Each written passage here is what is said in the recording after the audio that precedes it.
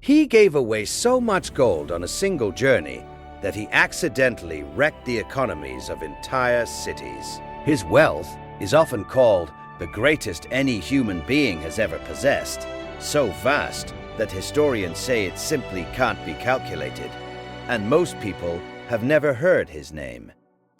His name was Mansa Musa, and in the 1300s, he ruled the Mali Empire, a vast realm across West Africa, far larger and richer than the popular image of medieval Africa allows. Mansa means something like king or emperor, and his empire sat on top of something extraordinary, some of the most productive gold mines in the world, at a time when gold was the foundation of global trade.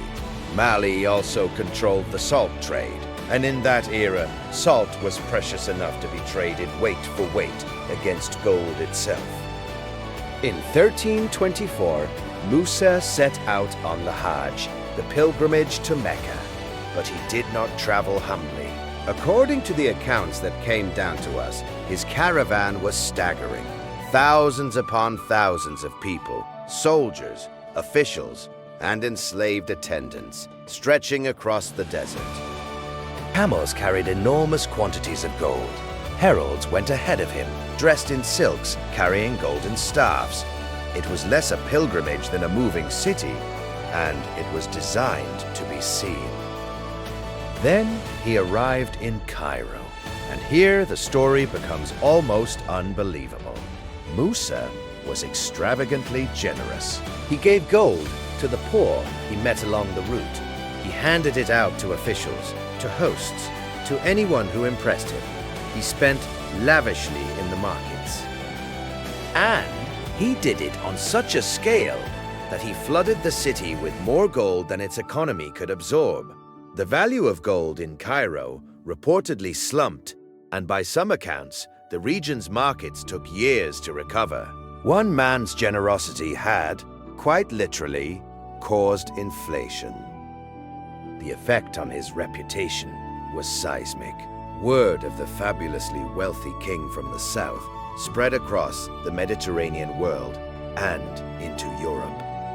Decades later, a famous European map, the Catalan Atlas, depicted him seated on a throne, crowned, holding up a huge nugget of gold. For many Europeans, this was their introduction to the existence and the power of the Mali Empire. A single journey had redrawn how half the world saw West Africa.